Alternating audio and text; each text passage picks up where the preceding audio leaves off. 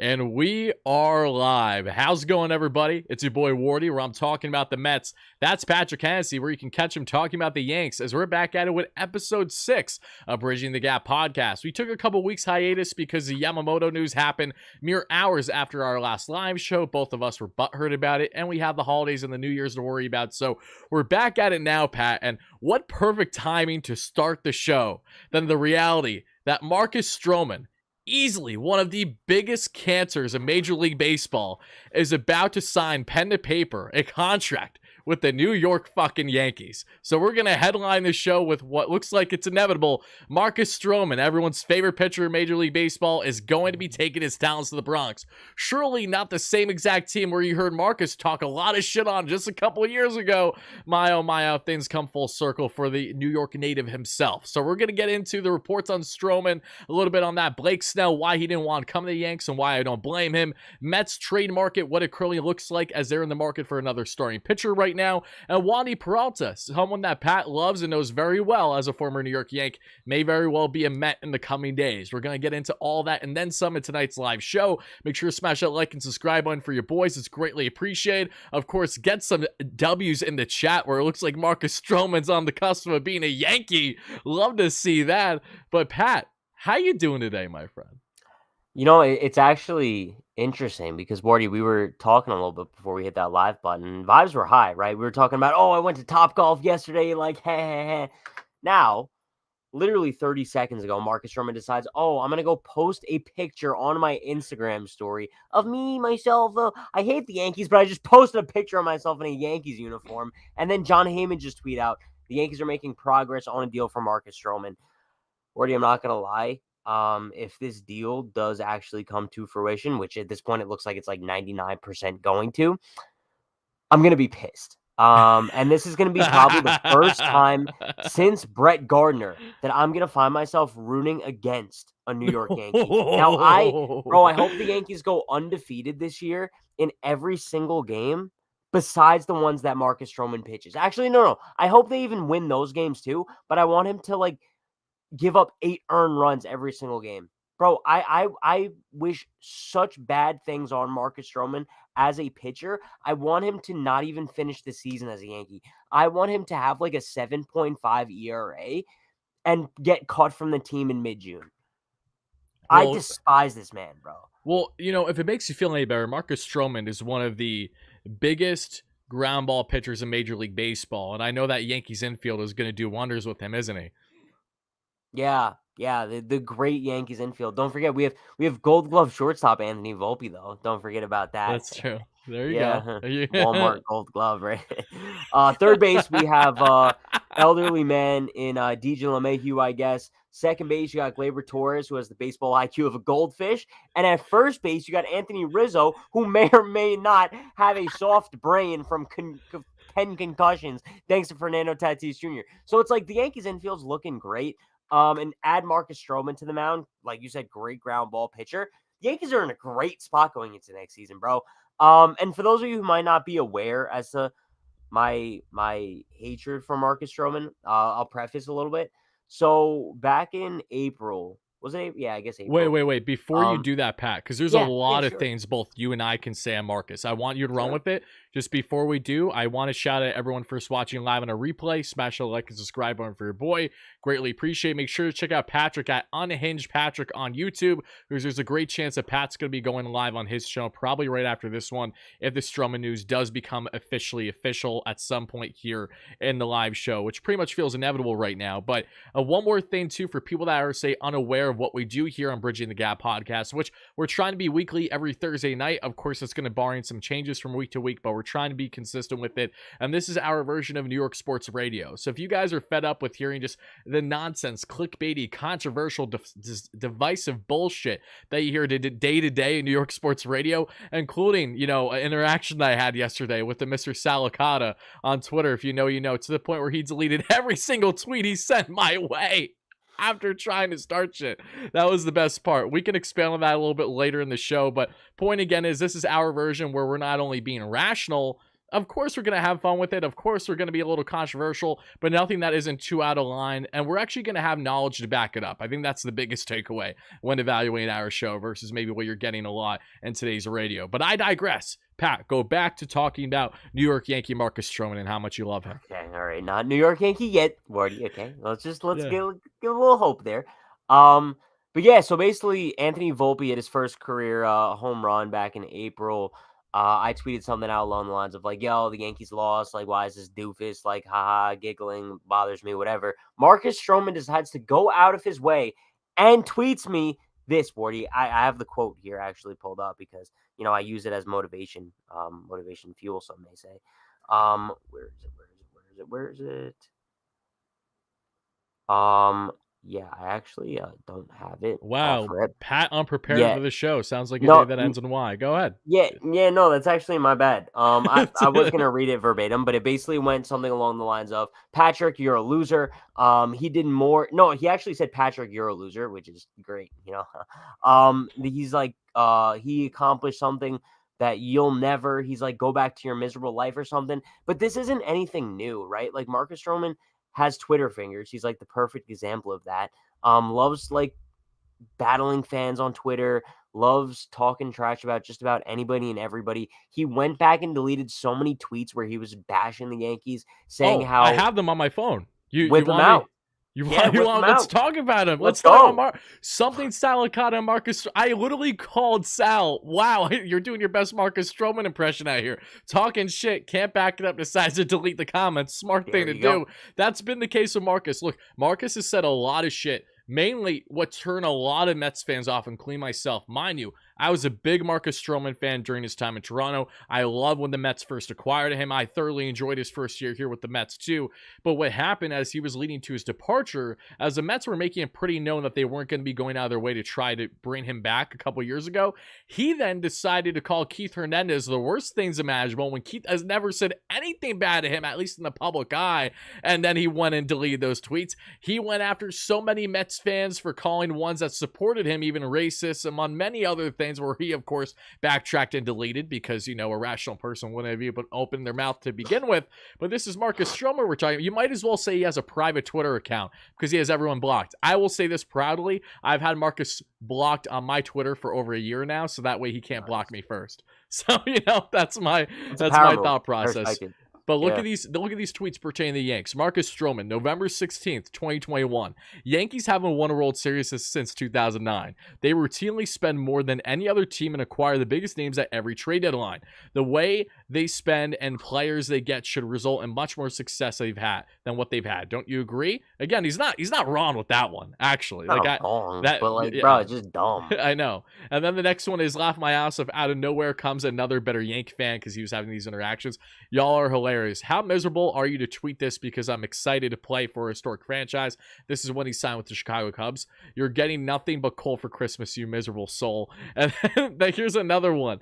Didn't you say F me and the Cubs in response to someone? Oh, you Yankee fans are a combination of miserable and comical at the same time. Thank you for my laugh, my man. I hope you have an amazing day. Here's the thing, though. Like, if other people initiated and he's like responding, I would go the lengths of saying that those aren't even terrible responses by him. I've seen far worse, yet he still deleted those. Again, but don't you think it's like, bro, it's really ironic that he loves to call other people miserable. I think he's just a miserable one, bro. No, he's like unbelievably insecure mentally. Like the first, you can't preach, height doesn't measure heart, and you're all up when he signed with the Cubs too. He's all about, mental health and all these things, and that's great, but it's like, look in a fucking mirror. Are you kidding me? Bro, no, but that's exactly what I'm saying. It's like, dude, you are what you preach. Don't claim to be all this shit. Don't claim to be all these things when you yourself are getting yourself constantly involved in the acts. You are as thin-skinned as I've ever seen a player. And again, I understand that a lot of this, for Marcus's case, probably stems down to when he was young. He's dealt with racial adversity his entire career. I can't speak on that. I'm fortunate I haven't been in those shoes. However, what I do know is that there's been many interactions with Marcus where they were not people trying to jump for his jugular or anything whatsoever, and he just goes out of his way to be out of pocket for no reason. I hope for his sake, I truly hope for his sake that he continues to stay off X. He hasn't tweeted since July. So especially with this Yankee fan base. Just wait until he has one bad outing. Are you kidding me? It's going to be horrendous. That's why I find this hilarious. And the best part of all is that Marcus Stroman, don't get me wrong, he's always been a talented pitcher, but he isn't getting any younger now. He's a ground ball merchant, very much so. And if you look at his numbers, they leave quite a bit to be desired. Would you like us to break down Marcus Stroman, considering he's going to be in Yankee pinstripes? You tell me, Pat. What should we do here? Yeah, Wardy, I would love you to do that. Okay, let's go through Marcus Stroman's baseball savant. Yeah, everyone gather around. Together. Let's look around at the bum that. Okay, you know what? I will say though, like put the personality aside, and you're just looking at numbers. Like Stroman's a pretty decent pitcher. Bro. Yeah, he's decent. He's not I'll horrendous. take him as my number 3. You know what I mean? But I think the problem with this whole thing is like he's just an awful human being, and I think it's like just the weirdness of like the Yankees are so like Yankee way. We love like pride and tradition and like so proud to be a New York Yankee, right? Oh, no facial hair. But then you go out and you sign a dude who like not only publicly has ridiculed your team numerous times in the past, but also publicly ridicules your fan base, bro. And you know, like one thing goes wrong, like he has a bad start, fans start booing him, all hell's gonna break loose. If anything, this might be an extremely hot take. I think Trevor Bauer would be less of a clubhouse cancer at this point than Marcus Stroman. Just saying. I don't really know what to say in response to that. I know that a lot of people have said, which is the lesser of evils? I don't really think you can compare. Stroman is just unbelievably insecure and he can dish it, but he can't take anything. Versus Bauer has some significant, you know, what there's baggage. There's baggage on both of them. How about this? If we take away what Bauer did off the field, if we push that away for a second, if we evaluate if we evaluate them as players and personality, they have a lot of similarities in itself. They do. They both have been very outspoken at times. They both have made mistakes in what they've said, especially in the public eye, and they both have, you know, extroverted personalities that they, you know, have refrained from trying to hold back. Marcus, again, he just, you know, anytime he opens his mouth on Twitter, he ends up deleting 2 seconds later because he probably, you know, had that second guess and was like, you know what, I shouldn't have said that. His emotions get the best of him. He does it again. Shouldn't have said that. Bauer, a little bit of a different situation, even though that he said recently on WFAN that he definitely let his emotions get the best of him as someone who was bullied growing up, you know, with how he acted on social media, whatever it is. If you think that Bauer would be a better fit in the Bronx than Stroman, then by all means feel free to think that way. I think for neither, but bro, it's like if you're gonna get one, like you can't be like, you know what I mean? Like it's the same way. I don't know. It's like you can't kind of pick and choose when you want to stick to your morals. You know what I mean? It's like you go out and you get Chapman like while he's in the midst of like a legal case, and then it's like the Verdugo who obviously like has his own stuff, whether it's like lack of hustle or like trying to climb the fence to fight Yankee fans at Yankee Stadium. It's like the Yankees seem to like be very picky choosy when they want to stand by their Yankee way morals. And it goes directly in hand with the relationships I think they've had with some of these people prior to. Like anything else, you know what I mean? There's definitely bias when it comes. There's nepotism, not in the sense of, you know, it being a family member, but in the sense of like, hey, if this guy, Domingo Germán, for example, like think about the leashes that he got in the organization. You know what I mean? Yeah. They finally they want to bring him back. They finally cut ties with him, but he might come back. So who knows? You're going to round out your rotation with everyone's favorite pitchers. Look, Marcus Stroman understands the New York market. Let's talk briefly about the pros of Marcus Stroman. Again, they're few. He understands the big market very well. He's a New York native, of course. Grew up, you know, a Yanks, a Mets fan. I think he might have probably had a Yankee preference, but you know, aside from his ability to be a pretty consistent ground ball pitcher, oh my god, there's quite a bit to be desired. Is it official? John Heyman tweet out: Stroman and Yankees are making progress and expect a deal to get done. Yep. Oh my god, they signed him to a 2-year deal. Fuck you, Pat. Everybody, let's get some W's in the chat. You love to see it. Marcus Stroman is a New York Yankee. Mind you, Marcus might have great success with the Yanks, but here's what it comes down to. Unless Stroman needs to prove that he's a different person mentally. If he's going to be able to prove it, this is probably the best way to prove it. He is going to up there as the worst possible destination I think you could find when dealing with toxicity from a fan base. He was out here blocking Chicago Cubs fans. I can only imagine what he's gonna be like with you guys. Holy shit. Us Mets fans really didn't even have it that bad until the very end of his tenure. Like, once he was a free agent. That's when it really was like, you're going after Keith for no reason. You're accusing him of this ridiculous shit. Then you're going after individual fans. Have fucking fun in Bronx. That's what I gotta say. It just finally the Yanks do a move where I can mock them a little bit, because you guys have had a very good offseason, all things considered. Blake Snell was offered a $150 million contract, and you know what? He said, nope, I'm good. No thanks. Appreciate it. Not interested. Marcus Stroman. Who needs Yamamoto when you can have Soto or Soto-Stro? However the hell you want to say it. Marcus Stroman, you are a New York Yankee. What's really sad? What? When Stroman tweeted that out to me earlier last year, I responded to him and I was like, "Oh, it's okay, Marcus, because you and I will finish our careers with the same amount of World Series rings." I remember that. You literally, oh my God, you literally said, "Thank you." So for the next 2 years, at minimum, the New York Yankees are not winning a World Series. Tremendous work here. Dude, Pat, would you say that karma is a thing? No. No? Still not feeling it? Karma might be real. Karma might be real? Let me change the thumbnail real quick. Not thumbnail. I'm going to change the title. Yeah. Marcus Stroman is a Yank. Love to see it. Hold on. Yeah, Wardy. Hold on. You stupid, you sorry son of a bitch. I'm glad you're having fun. I'm having a fantastic time.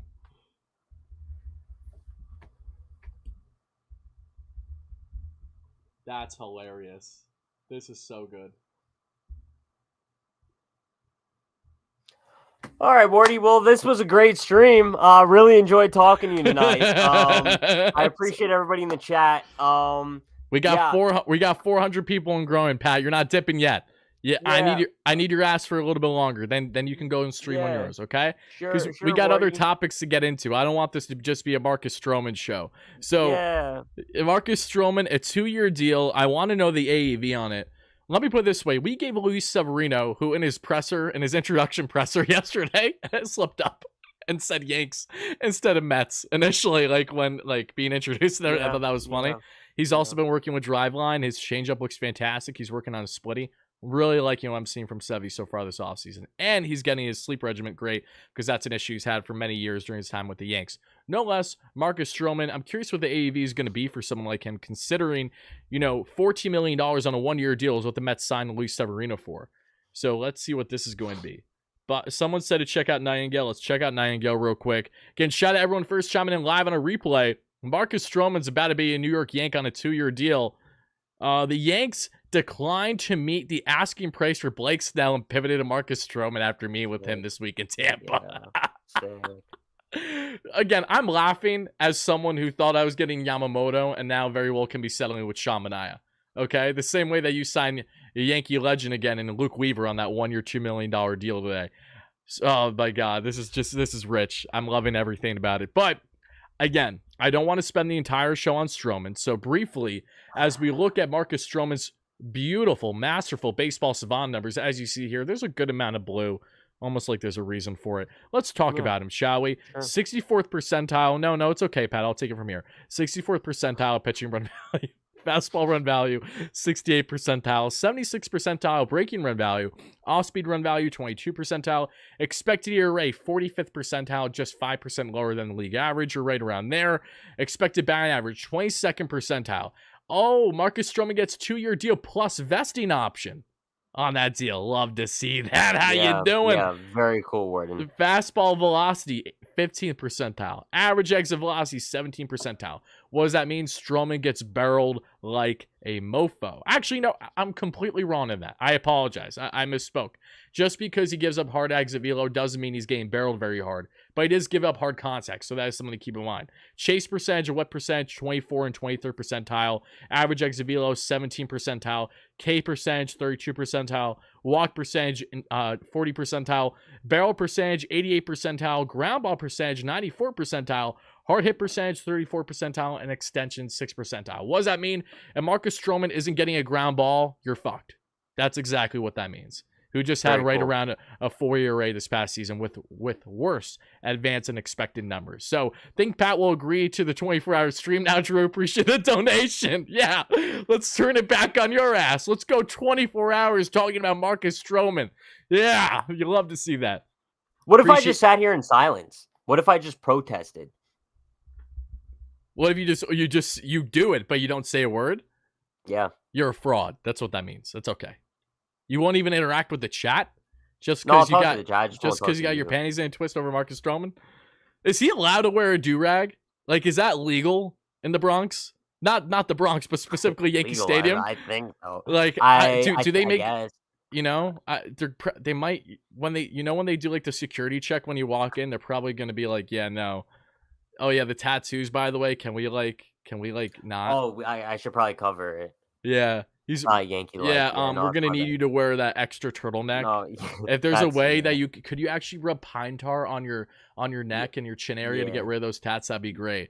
You know, for sure. You know, he'll be able to rock the beard because he can't grow out one. So there's that. Got to rock the little peach fuzz of a mustache you got going on, bro. I'm not happy, right? Like I can't sit here and act like this is the best. This is literally the best. This is the perfect timing. Content, content. This is content that Pat's upset that the Yankees just officially signed Marcus Stroman. Wardy's having the time of his life right now, sitting here being like, "Oh, let me go in depth describing all the ways this dude sucks as a human, as a pitcher." Oh, Pat, is he gonna get to wear his do-rag at Yankee Stadium? Stop, bro. This isn't funny. I'm not having a good time.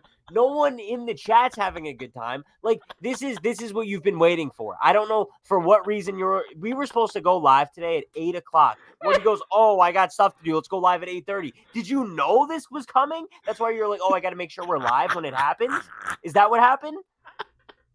Ha ha ha. So funny, Warden. Marcus Stroman, you're a bitch. Someone clip that. Can someone clip that, please, and post that on Twitter right now? Dude, specifically under any beat reporter where they just broke the news. $37 million over 2 years, including investing option.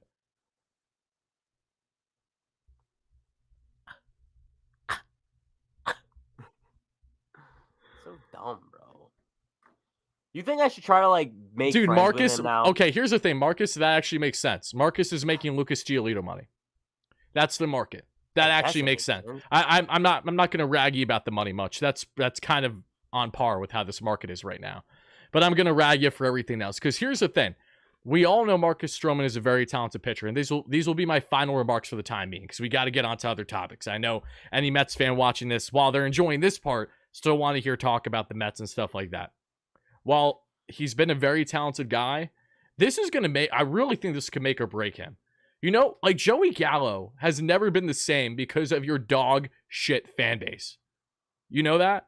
Like, if that can happen to Joey Gallo, I mean, that's kind of stupid though. Like, Joey Gallo, it's unfortunate. Like, it's unfortunate, but it's a reality. Think he ruined it. The guy literally couldn't step out of his house because that's how nervous he was because he was shit talked 24/7. Imagine feeling that way when you grew up a Yanks fan, no less. Mind you, similarities here. Stroman, again, a New York native, kind of grew up a Yanks fan. I think he grew up more of a Yanks fan than a Mets fan. I'm sure he's going to go on to say in his presser with the Yanks how much he's always idolized the Yanks, how much he's loved to be here. Let's not forget, the remarks he had specifically when he was kind of, initially leaving the Toronto Blue Jays, because there was belief that he wanted to be a Yankee, and then he ended up being a Met, and he was fine with the Mets. And then he had those interactions with fans, and he's talked kind of down on the org a little bit. Not too much, but he's made it known that, yeah, they haven't had success. So that's there's nothing why do I care about what a Yankee fan feels when you guys haven't had success? So now he comes into you guys, but I think this is going to be the ultimate test for him.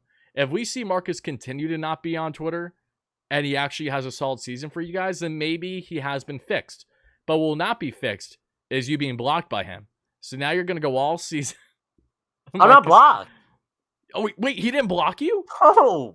Oh, so there's potential here still is what you're saying. I don't want there to be potential. I actually want to go to his first start and like I want to do something. Well, not like, you want to do something. Be very strategic about what the next words are that are going to come out of your mouth. That was great. Breaking news: Patrick Hennessy wants to do something. Marcus Stroman's first Yankee star.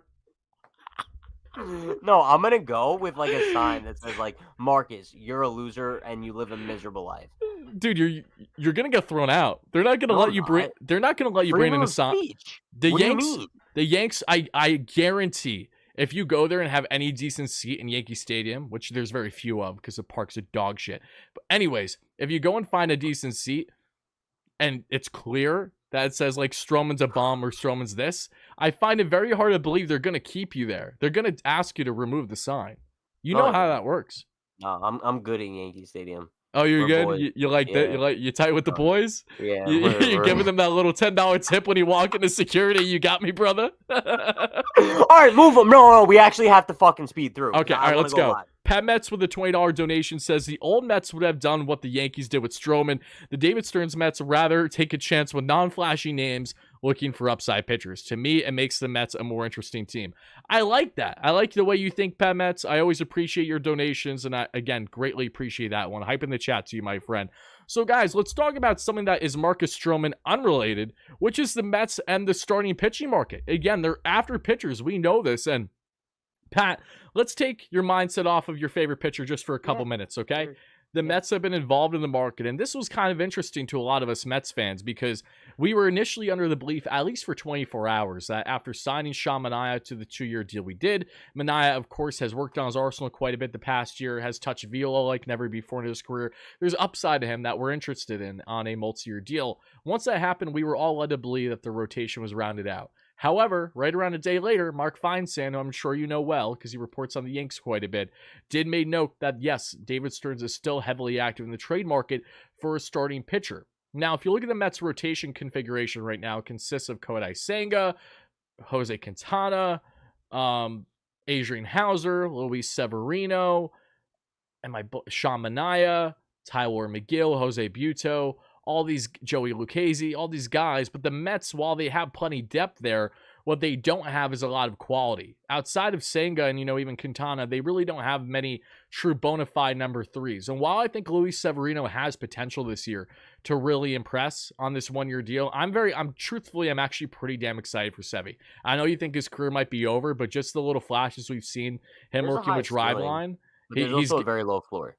Yeah. No, I agree. We have a low floor. However, there's plenty of potential here, but they're still involved in the trade market. And if you're going to be involved for the trade market still, they've shown interest in Dylan Cease, which was the case with the Yanks until the Yanks realized we don't have nearly enough depth in our farm to part with anyone that basically the White Sox want.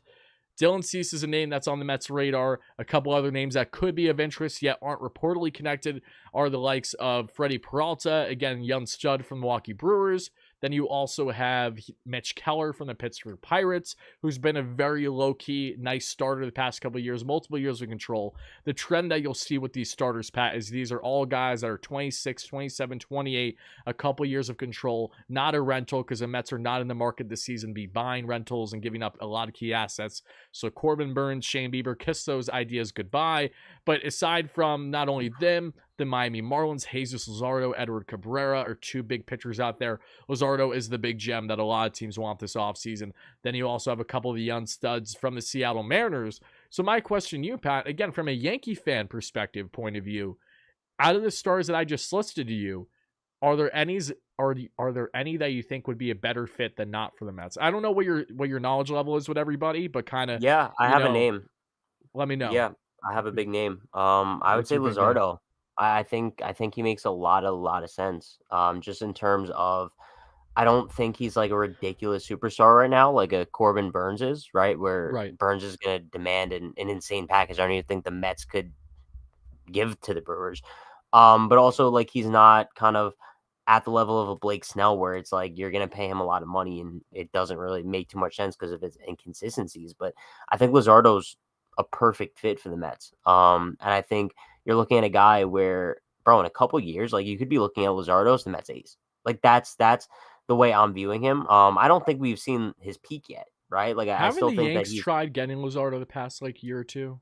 Am I Yeah, wrong? yeah. I feel like the Yankees have been linked to Luzardo for a few years now. I Right. think there was a rumor deal last year. It was like Glaber for Luzardo straight up, something like that. I could be wrong. But yeah, no, or it was Glaber for Pablo Lopez straight up, I think. Okay. But regardless, like the point still stands. Luzardo is a beast. And I think he would make a lot of sense for the Mets. And I do think that he's not like one of the top 10 pitchers in the league to the point where the Mets would need to give up an insane package for him. Like, yeah, you're giving up a decent amount, but yeah, I think he would be an awesome fit. So someone in the chat says, Wardy, you should tell the truth. We are not getting anybody of note. If the Mets don't get anyone of note, I'll be the first to tell you that I'm not happy about it. Wanting a player, showing interest in acquiring are two different things. We're well aware of that. I greatly appreciate you saying that, Pat, too. You're being a good sport. For getting ragged on as Yeah, much as you are, sure. Yeah, that noted. I will keep that in mind for shows going forward. I assure you. But for the time being, no, I agree. Luzardo is one of my personal favorites available out there right now. Multiple years of control. Had a tremendous year this past year with the Miami Marlins. Again, was a huge focal point in helping them push for playoffs. I still cannot get over the Oakland A's trading freaking Luzardo for a rental Starling Marte that they were never going to re-sign. That was right before Marte became a Met. He was stealing like over 40 bags that year. I think he had almost 50 in the 2021 season. But point is, again, this would be a fantastic pickup for the Mets. I very much am on the wavelength of a Dylan Cease. I would love that idea too. Cease, again, had a tremendous first half, but post-trade deadline had a lot of struggles. Fastball velo was a little down. Horizontal break on the slider was a little down. We saw his tremendous just over 2 ERA, huge strikeout season with the nasty curveball in 2022. I think there's a lot of potential there with Cease, and that's in part why we've had him on the thumbnail, at least to this point right now. It may change, I'm not sure. But Cease, while the asking price is high for him, he is most certainly a guy that would be a bona fide number 3 in this rotation. It's all about what you have to give to get, right? And the Mets, while they have plenty of assets they can part with, Stearns is going to be very strategic. He's not going to do a drastic overpay for any starter, it looks like, knowing that there's still a lot of guys available, and not only this upcoming year's free agent market after the 2024 season, but also just looking into 2025 and beyond, as this team at that point then will have more so World Series aspirations versus what they currently have. But Dave, thank you so much for the $5 donation. Dave says, hey Pat, enjoy the clubhouse cancer known as Marcus Stroman. Appreciate the donation, Dave. Any final Dave. remarks you want to share on Stro before you of course expand and freaking blow your head off on your other show? Nah, man. I think like now I'm kind of like in the stages of grief. Now I think I'm kind of like in the acceptance stage where it's like I'm just like I'm disappointed, bro. And like granted, like the dude could definitely pitch well this year. Right? Like I could see a scenario where he surely has a sub 4 ERA, right? But I Right. think it's more so just like the principle of like as a person, like I just granted I don't really like know Marcus Stroman like as a human, but like based on what we've seen on social media and just all the quotes and interviews that he's had, like I'm not happy that he's a New York Yankee. And it sucks that like I have to kind of root for him every fifth day. Because if he does well, the Yankees do well.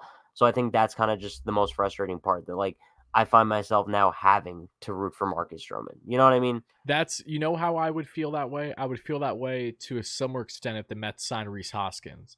I fucking hate Rhys Hoskins. And this goes Yeah. back numerous years because, one, he's the perfect example of what it means to be a Philadelphia Philly and the way he talks and goes about himself. He's very much, again, there's nothing wrong with being the blue collar vibe. I like to make that clear, but he fits them kind of like a glove and has been for years. And Rhys is also a very emotional player, one that can't controls emotions at times. And let's take a step back, going all the way to, if I'm not mistaken, the 2019 season for the New York Mets. And Jacob Rhame, our reliever at the time, who, mind you, was not a major league caliber reliever, was only in there for like that game, threw right by Rhys Hoskins. Didn't touch him, but threw by him. And because he threw by him, Rhys had this whole freaking pissy fit. He hits a bomb eventually, too, as basically a way of coming back at him. You know, he just was dragging it as long as he could. And ever since then, I'm like, buddy, this is not even a major league caliber reliever. We just have him up because we have the Wilpons to deal with as our owner. Okay, like stop acting this way. So if the Mets sign Rhys Hoskins to a 1-year deal or a 2-year deal with DH, I'm gonna have that similar feeling of a guy that I've despised my entire life fan wise, and now I have to start rooting for him. That is a tough thing to do for sure. And I wish you luck when it comes to Marcus Stroman regarding that. But look, final thing you could also say about Stroman too. We don't know him personally. I'm sure I actually have a friend of mine that has a good relationship with Marcus. He's one of the few people that do. And Marcus is, again, a good person. I don't think there's anything wrong with Marcus as the person. However, I just think he needs to continue to back up what he preaches because he is very soft-skinned, what we have seen in the public eye. And that's his own fault for his reactions, right? So it's going to be curious. Tingus with a $2 donation says, Mets taking ex-Yanks and Yanks taking ex-Mets. That's another good point as well. Speaking of ex-Yanks and ex-Mets, let's talk about the next Yankee that's going to be a New York Met in the coming days potentially. Wandy Peralta, the Mets have interest in, and the Mets did lose out on another reliever who profiles similar as a lefty reliever, and Brent Suter, who I would have absolutely loved. But for Mets fans, before you guys got all upset why we didn't get Brent Suter, he is a Cincinnati native, I'm pretty sure, and he signed with the Reds. I'm pretty sure he signed a little bit of a hometown discount. There are multiple factors that went into why he did not come to the Mets. It could have been a lack of interest for a big market, but again, him being a Cincy native, he was just pitching Colorado. It's clear that destination, like the performance level of the club, doesn't mean as much to him as it does personal fit. So he's going back home. Brent Suter, that goes in hand with him signing there and going back to the NL Central, where he spent the vast majority of his tenure with the Milwaukee Brewers of note. But Wandy Peralta, Pat, before I get into a little bit on the numbers, can you please enlighten us Mets fans, especially what we would be getting if the Mets do sign him, as he is one of a couple relievers they're currently in the market for? Yeah, I mean, bro, like, I kind of told you this when we were talking the other day, but Wandy's a dog. Like, Wandy Peralta is an absolute gem to have coming out of your bullpen. Like, the type of reliever where it's like, bro, you could have him be your closer and be confident in him coming out there every single day. When the Yankees had their interesting postseason run in 2022, I'm pretty sure Wandy pitched in every single division series game, which is wild, right? Not Crazy. something you really see too often. Also, like, pitch well too. You know what I mean? Right. I'm pretty sure he closed out Game 5 as well. Yeah, I mean, just I know his numbers kind of dipped a little bit in 2023, but still, like, not to the point where I lost confidence in him pitching late in close games. I think whatever team that signs him is like, it's an awesome fit. He's just a bulldog, bro, and like kind of like the opposite of Josh Hader, right? Where Hader's like, oh, like, I don't want to pitch 2 innings. Like, bro, I'm pretty sure if you threw Wandy Peralta out there for 4 innings, he'd give you 5, right? He's just that Awesome. type of guy. So yeah, any team that signs him would be lucky to have him.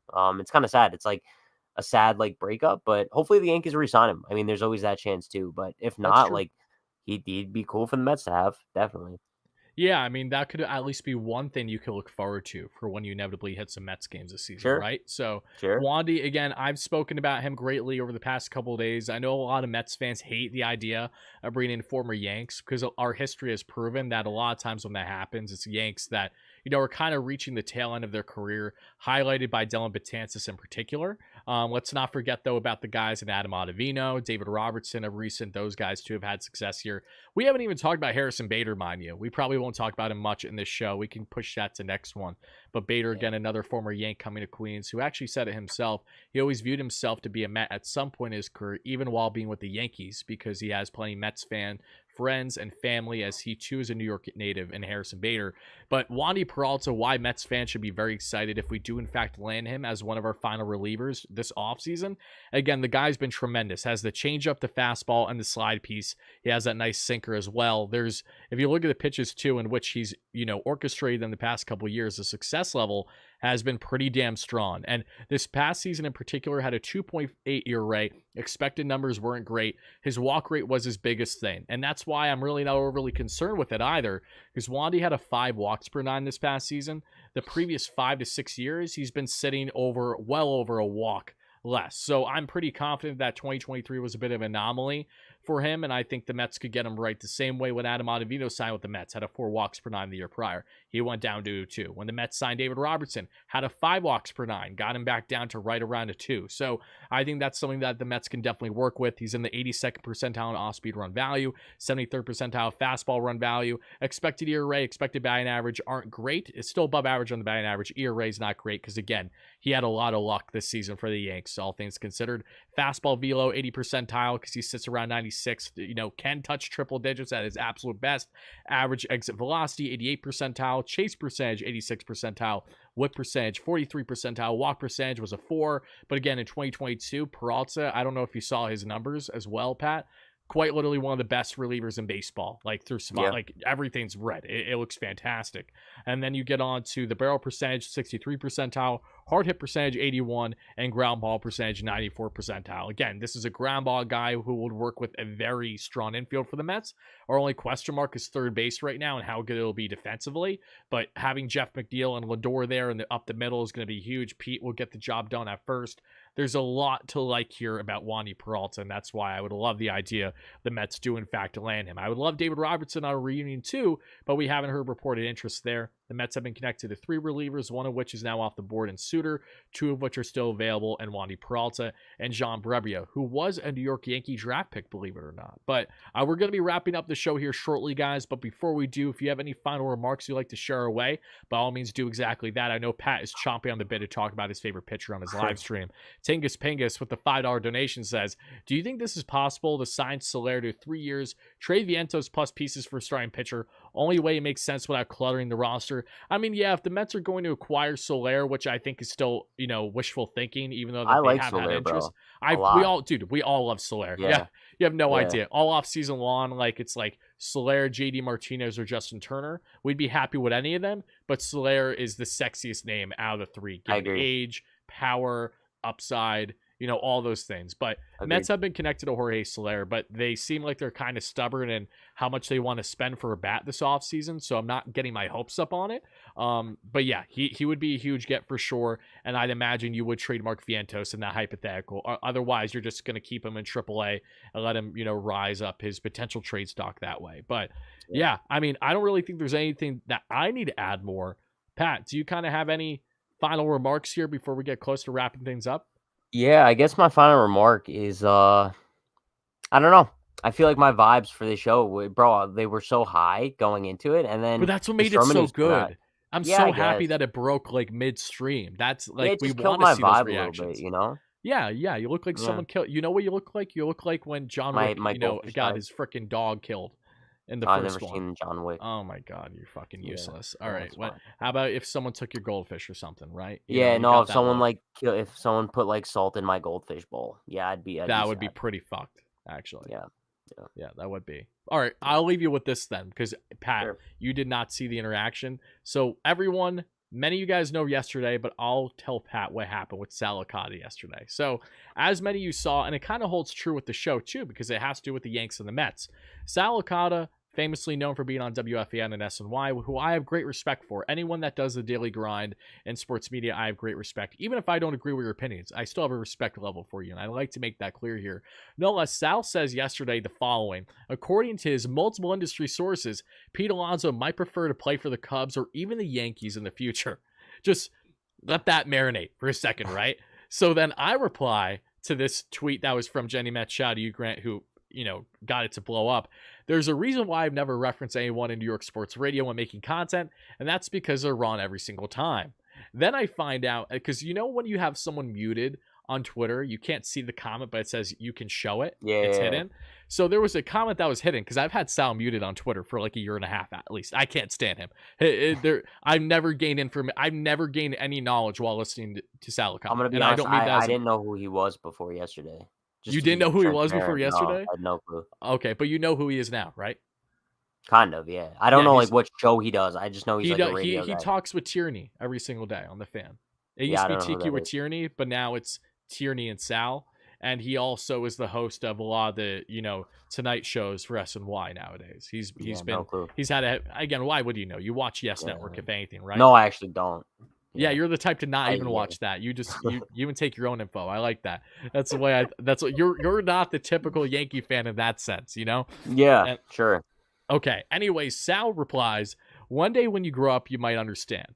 Mind you, this is the same Sal Licata, Pat, that like a large contingency of fans absolutely despise. Like anytime the guy Sure. tweets, is similar to Andy Martino, where everyone just flipping on him. This is the same guy that said that the division was over and that the Mets won it against the Braves in 2022. Oh, that's who that Yes, is? it's this Oh, fucker. okay, It's the okay. same you know what that last year that said that Pete Alonso is a clubhouse cancer, like toxic, according to his Gotcha. sources. So he says, one day when you grow up, you might understand. I properly reply, the only understanding that needs to be noted here is your lack of credible industry sources. Respectfully, of course. Sal then goes on to say, how do you know my sources, LOL? If you were smarter, you know better. I don't make shit up for clicks. I don't have to. Again, this is the same Sal who I just referenced has said the most nonsensical reports over the past couple years while being in his position. The fan is far more known for controversy and divisiveness and just shock value than they are actual knowledge and information that you're learning. So then from there, I don't hold back whatsoever. And this is what leads him to delete his tweets. I said the following. Sal, you're the same guy who said Pete Alonso might be a clubhouse problem thanks to your credible sources. And I quote, I don't make shit up for clicks. Who exactly are you trying to fool here? I have major respect for you given your time as SNY and WFAN, but don't sit here and act like you aren't well aware of the large wave of negativity you face from fans on a daily basis. There's a reason thousands of New York sports fans are disgusted with the current status of radio, hence in part why we started the Bridging the Gap podcast. I didn't say that in there, but I'm just saying that here in the live show to everybody. Again, I know you see these endless comments. Do better, my friend. And then furthermore, I said the worst part of it all is that you genuinely thought that your sources are accurate to the point that you want to make these public. I have connections in the industry, very significant ones, and I never break news ahead of time. Why? Because it's called being credible and not wanting to jump the gun. Again, especially when it comes to pertaining to someone of the magnitude of Pete Alonso, the last thing we can expect is WFAN to be the first to break the news when they're never known for breaking any such thing to that magnitude. Sal then replies, some people just don't get it. Good luck with your career. I reply, all this talk about not understanding, and yet I'm left here waiting for said explanation. Be well. And then as I was breaking that down yesterday, Sal backtracked and he deleted all the tweets. So Loser. That's what I'll leave you with. Good luck with your stream tonight, Pat. Thank you all so much, everyone watching live on a replay. This is Bridging the Gap, episode 6. We'll see you next Thursday. Have a great rest of your night, day, evening, whenever.